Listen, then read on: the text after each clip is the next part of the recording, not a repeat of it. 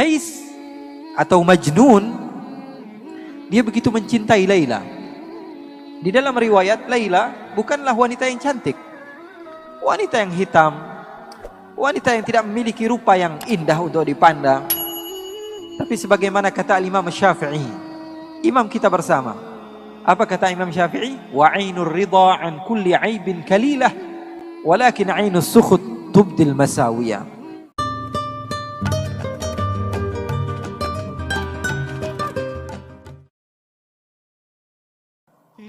Alhamdulillah,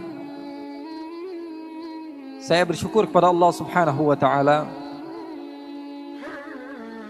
karena Allah Subhanahu wa taala memberikan kesempatan kepada saya untuk duduk bersama kalian semua. Semoga Allah Subhanahu wa taala menjadikan perkumpulan ini adalah perkumpulan yang penuh dengan keberkahan. Allah Subhanahu wa taala tidak mengharamkan kita dari syurganya Allah Subhanahu wa taala, dan saya mendapatkan banyak ilmu. Karena beberapa hari yang lalu saya masih di Singapura. Mungkin sekitar 4 hari yang lalu saya di Singapura. 3 hari yang lalu saya di Malaysia. 2 hari yang lalu saya di Palembang. Hari ini saya sudah berada di Semarang. Dan besok saya sudah berada di Sumatera lagi. Pelajaran yang saya ambil adalah ketika cinta sudah berbicara, maka semua bisa menjadi nyata. Sahabat-sahabat Muslim dan komunitas-komunitas lain yang ada di Semarang, mereka banyak membantu saya, di antaranya sahabat Hijrah dan lain sebagainya. Banyak membantu saya di dalam berdakwah, seperti di Bandung beberapa waktu yang lalu. Maka panggilan cinta tersebut membawa saya sampai ke Semarang. Alhamdulillah, itu adalah pelajaran yang sangat bermanfaat. Oleh karena itu saya ingin memberitahu kepada kalian, kalau kalian ingin ibadah diterima oleh Allah, maka kuncinya satu. Kunci ibadah adalah apa? Cinta. Kunci ibadah adalah cinta. Tanpa cinta, maka seorang hamba Allah Subhanahu wa taala tidak akan pernah sampai kepada Allah. Maka bohong ketika salah seorang mengatakan bahwa dirinya banyak melakukan ibadah, akan tetapi dia tidak memiliki cinta dari hatinya di dalam beribadah kepada Allah Subhanahu wa taala. Saya teringat seseorang yang bernama Majnun atau Qais bin Mulawwah, yang sering diceritakan oleh sebagian orang dengan nama Majnun Laila. Tahu Majnun Laila? Majnun pecinta kepada Laila, seorang wanita yang di sebagian riwayat diceritakan wanita tersebut tidak cantik. Wanita tersebut tidaklah seindah yang dibayangkan banyak lelaki. Akan tetapi Majnun sudah cinta, dan kalau seseorang sudah mencinta maka matanya buta. Betul atau tidak? Betul atau tidak? Seseorang kalau sudah mencinta maka matanya buta. Salah seorang di antara kita sebagai contoh, cinta sekali kepada anaknya. Padahal anaknya nggak keren-keren banget, tapi setiap hari yang diupload siapa? Anaknya terus. Kenapa? Karena cinta. Bukan karena keindahan yang dimiliki oleh anaknya. Bahkan terkadang mata seorang ayah dan ibu berbeda dengan mata orang lain. Bagi seorang ayah dan ibu, seakan-akan anak dia adalah anak yang paling terindah yang pernah ada. Padahal di mata orang lain biasa saja. Banyak bayi yang sama. Banyak anak orang yang lebih indah, yang lebih tampan, atau yang lebih handsome, atau lebih cantik daripada anaknya. Betul atau tidak? Itu yang namanya cinta. Cinta sudah membutakan mata. Salah seorang di antara kita mungkin mencintai istrinya, atau istrinya mencintai suaminya, apalagi pengantin baru. Ngelihat wanita ini, atau wanita melihat laki-laki ngeludah aja dibilang cakep. Waduh, cakep banget cara ngeludahnya. Woi, ngeludah bro.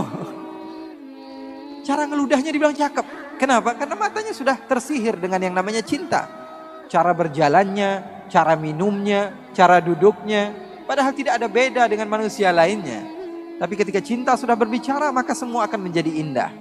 Begitu juga ketika kalian sudah menjadikan Allah segala-galanya bagi kalian, maka kalian akan mendapatkan kenikmatan di dalam beribadah di jalan Allah. Qais atau Majnun, dia begitu mencintai Laila. Di dalam riwayat, Laila bukanlah wanita yang cantik, wanita yang hitam, wanita yang tidak memiliki rupa yang indah untuk dipandang. Tapi sebagaimana kata Imam Syafi'i, imam kita bersama, apa kata Imam Syafi'i? Wa 'ainur ridha 'an kulli 'aibin kalilah, walakin 'ainus sukhut tubdil masawiyah. Mata kalau sudah senang kepada sesuatu, maka mata tersebut akan buta. Semua yang dipandang adalah keindahan, walaupun keburukan jadinya indah.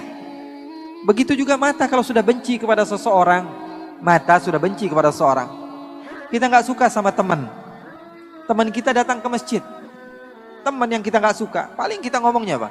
Wah, ini anak paling caper. Wah, ini anak paling pengen dibilang soleh.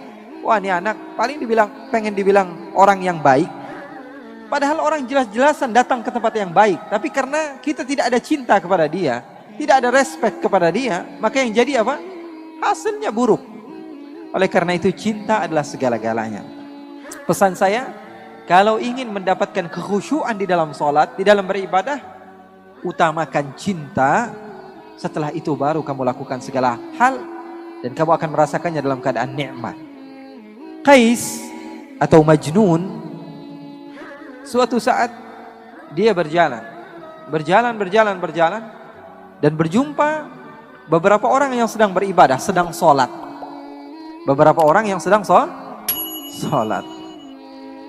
Lalu Qais ataupun Majnun ini menghampiri orang yang sedang sholat tersebut dan duduk di hadapan orang yang sedang sholat. Bayangkan, kalau kamu sedang sholat, tiba-tiba ada orang duduk di depan kamu, kira-kira khusyuk nggak sholatnya? Sedang takbir, Allahu Akbar, tiba-tiba ada orang duduk di depan. Kita baca Fatihah sambil fokus, nggak bisa. Maka orang-orang yang sedang sholat tersebut mempercepat sholatnya karena tidak khusyuk. Ada orang yang mengganggu. Selepas mereka sholat, mereka mendekati Majnun. Hei Majnun, hai orang gila, kenapa kamu mengganggu ibadah kami? Kenapa kamu mengganggu sholat kami? Kenapa kamu mengganggu hubungan antara kami dengan Allah? Apa kata Majnun? Apakah kalian benar-benar sedang sholat? Apakah kalian apakah kalian serius sedang bercinta dengan Allah? Apakah kalian sedang bermunajat dengan Allah? Sepertinya kalian dusta. Kenapa kamu bisa bilang dusta? Karena saya, kalau masuk kampung Laila, saya tidak toleh kanan, tidak toleh kiri. Saya tidak melihat apa yang ada di belakang saya. Fokus pikiran saya hanya Laila. Kalau saya sudah masuk ke kampung Laila, mau ada orang ribut di sebelah saya, mau ada mobil tabrakan di sebelah saya, mau ada segala hal apapun yang terjadi, pikiran saya hanya Laila. Karena yang saya tuju adalah Laila. Maka orang-orang tersebut kebingungan dengan jawaban Majnun yang begitu luar biasa. Orang gila bisa mengajarkan arti cinta kepada Allah. Apa dia katakan? Saya kalau masuk kampung Laila, saya tidak tengok kanan, tidak tengok kiri. Yang ada di pikiran saya hanyalah Laila. Tapi kalian mengatakan cinta kepada Allah, beribadah kepada Allah, tapi ketika saya datang, kalian tidak fokus kepada Allah. Di dalam pikiran kalian, ini kenapa ada orang gila duduk di depan kami? Di dalam pikiran kalian, ini kenapa ada orang gila datang ke tempat kami? Kalian tidak benar-benar cinta kepada Allah. Oleh karena itu, kita belajar cinta kepada orang gila. Belajar cinta sama orang ini Majnun luar biasa cintanya. Suatu saat, Majnun sedang duduk bersama anjing. Duduk sama anjing. Dimuliakan anjing tersebut. Diberikan parfum sama dia. Dipakaikan pakaian. Kemudian dia memiliki roti, dia potong dua, yang setengah dia makan, yang setengah dia kasih kepada anjing tersebut. Ini orang gila wajar ya. Maka sebagian orang datang kepada Majnun dan mengatakan, hei Majnun, kamu ini tambah lama, tambah gila saja. Kenapa anjing kamu berikan setengah daripada harta kamu? Apa kata Majnun? Begitu indah Majnun mengajarkan cinta kepada kita yang tidak paham akan arti daripada cinta. Apa kata Majnun? Saya memuliakan anjing ini karena saya tahu matanya pernah memandang kampungnya Laila. Saya memuliakan dia karena matanya pernah memandang kampung kekasih saya, maka saya mencintainya. Segala sesuatu yang berhubungan dengan kekasihnya, dia cinta kepadanya. Ini arti daripada cinta. Oleh karena itu, ketika kalian mau mengagungkan Allah, mau bertakbir kepada Allah, kalian harus tahu hakikat ucapan kalian itu apa. Saya mengagungkan siapa? Cinta adalah segala-galanya. Dari cinta mampu seseorang menghasilkan mutaba'ah, pengikutan dan kesabaran. Makanya seorang ulama yang bernama Ash-Shibli, dia dipenjara. Lalu murid-muridnya datang. Apa yang dilakukan murid-muridnya? Membawakan hadiah, membawakan oleh-oleh, membawakan makanan, membawakan minuman, membawakan pakaian. Setelah sampai di lapas, di tempat di mana Al-Imam Ash-Shibli ketika itu ditahan, Al-Imam Ash-Shibli melihat ada batu di sampingnya, dia ambil, dia lempari murid-muridnya. Kemudian setelah dilempari semuanya pergi. Lalu beliau mengatakan, "Lau kuntum ahibbai law sabartum ala balai." Kalian pendusta ketika kalian mengatakan cinta kepadaku. Kalau kalian cinta, pasti kalian sabar akan apa yang telah aku lempar kepada kalian. Jadi yang namanya cinta perlu kepada bukti. Dan dengan adanya cinta, maka kamu bisa mengagungkan Allah subhanahu wa ta'ala. Jadi para ulama, mereka berdakwah, mereka mengajarkan kepada umat untuk mengagungkan Allah dengan cinta. Makanya mereka bersatu bersama-sama. Tidak memandang yang satu daripada organisasi ini, daripada organisasi enggak. Semuanya satu, cinta kepada Allah subhanahu wa ta'ala. Oleh karena itu, saya berharap 2 hari kalian berkumpul di tempat ini. Atau sebagian sahabat ada yang baru datang, pulang daripada acara ini membawa ilmu. Membawa ilmu, setidaknya satu ilmu, satu poin yang paling penting kalian bawa ke rumah. Menjadikan perubahan bagi diri kalian. Untuk apa kita mengadakan acara-acara seperti ini kalau kalian tidak mendapatkan manfaat? Oleh karena itu, setidaknya ada satu hasil, satu poin yang kalian bawa ke rumah kalian. Dari para guru-guru mulia yang sudah berbicara. Itu kalau ngundang satu saja susahnya luar biasa. Ini dikumpulkan semuanya di Semarang. Kerugian bagi kita kalau kita tidak mengambil ilmunya.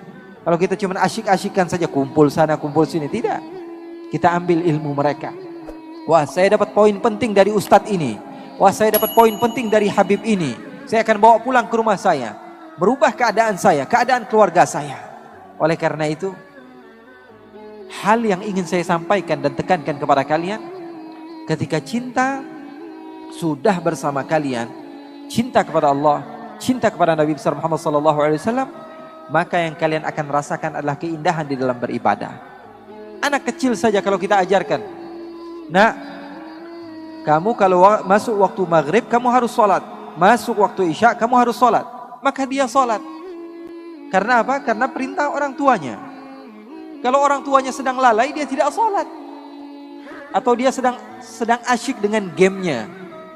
Misalnya dia sedang asyik dengan gamenya. Dia bilang, bapak, nah sholat nak. Iya mah, dia kunci pintunya, pura-pura wudhu, dia pura-pura sholat. Kenapa? Karena dia melakukan ibadah karena apa? Karena perintah, bukan karena cinta. Tapi kalau anak kecil dari semenjak kecil kita ajarkan cinta kepada Allah, cinta kepada Rasulullah, mau ibu bapaknya jungkel balik, mau ngapain terserah. Karena anak tahu, ini adalah amaliyah yang disukai oleh Allah. Ini adalah amaliyah yang disukai oleh Rasulullah. Maka dia akan melakukan, mau diketahui bapaknya, ibunya, sebodoh amat. Makanya para sahabat Nabi, para tabi'in diajarkan bagaimana cinta kepada Allah, cinta kepada Rasulullah. Dan itu yang saya ingin tekankan kepada kalian. Pulang dari tempat ini membawa cinta. Cinta kepada sesama. Kalau di dalam ajaran agama Islam kepada non-muslim pun, kepada orang yang tidak beriman kepada Allah, kita harus mengajarkan kebaikan kepada mereka. Apalagi kepada orang yang beribadah kepada Allah. Karena kita tidak tahu amaliyah yang mana yang membuat kita mendapatkan pahala. Saya pernah loh di Kalimantan Timur, ada beberapa orang datang kepada saya. Bilang, Habib, saya buat kajian di Kalimantan Timur, di Balikpapan. Datang salah seorang di antara mereka mengatakan kepada saya, Habib, saya sudah sekitar 2 atau 3 tahun masuk Islam. 2 atau 3 tahun masuk Islam. Saya tanya, Alhamdulillah, kamu sudah menjadi mu'allaf dan kebahagiaan bagi saya. Apa penyebab kamu masuk Islam? Apa jawabannya? Saya pernah melihat Instastory Habib di Instagram. Itu yang membuat hati saya berubah. Ingin mengenal kepada Allah. Saya bilang, saya saja lupa apa yang saya dakwahkan. Saya lupa apa yang saya tulis. Tapi bisa merubah seseorang. Karena kita tidak pernah tahu amalia apa yang kita apa yang kita buat sehingga merubah kehidupan orang. Pernah di Pangkal Pinang di daerah Sumatera, saya diundang di salah satu majelis. Keluar dari majelis tersebut, sebelum saya pulang, saya diajak ke tempat oleh-oleh. Saya belanja ini, belanja itu. Ketika saya sedikit haus, saya bilang sama salah satu murid saya mau minum. Saya diberikan air minum, lalu saya duduk. Saya minum sebagaimana sunnah baginda Nabi besar Muhammad sallallahu alaihi wasallam. Lalu sesuatu aneh yang terjadi. Salah satu orang yang bekerja di tempat tersebut, di kedai tersebut mendekati saya. Dia keturunan Cina. Dia bilang, kamu kok asik banget Pak. Kalau minum kamu duduk, kalau berbicara kamu tersenyum, kalau nawar seadanya, kalau begini, dia puji-puji. Terus saya bilang, kamu orang mana? Saya orang asli sini, keturunan Tionghoa begini-begini. Oh, kalau saya orang Islam, ngomong biasa saja. Tiba-tiba sebelum saya pulang, saya sudah berada di mobil. Saya berhenti, saya panggil lagi dia. Sepertinya kamu tertarik dengan agama Islam. Dia katakan, iya Pak. Ya sudah, kamu syahadat sekarang. Kamu mau? Iya, saya mau. Kemudian dia syahadat. Dia bersyahadat. Dan dia mengesahkan Allah dan beriman kepada Rasulullah SAW. Kepada sesuatu yang saya lakukan, yang mungkin saya tidak sengaja melakukannya. Atau sesuatu yang biasa, kita anggap biasa. Update. Ya, walaupun sebagian di antara kita followersnya cuma 3 ya. Tapi update saja. Siapa tahu dengan dakwah kamu tersebut seseorang memiliki perubahan. Hidupnya berubah, yang tadinya mereka seharusnya menjadi ahli neraka menjadi ahli surga. Sebarkan cinta kemana-mana.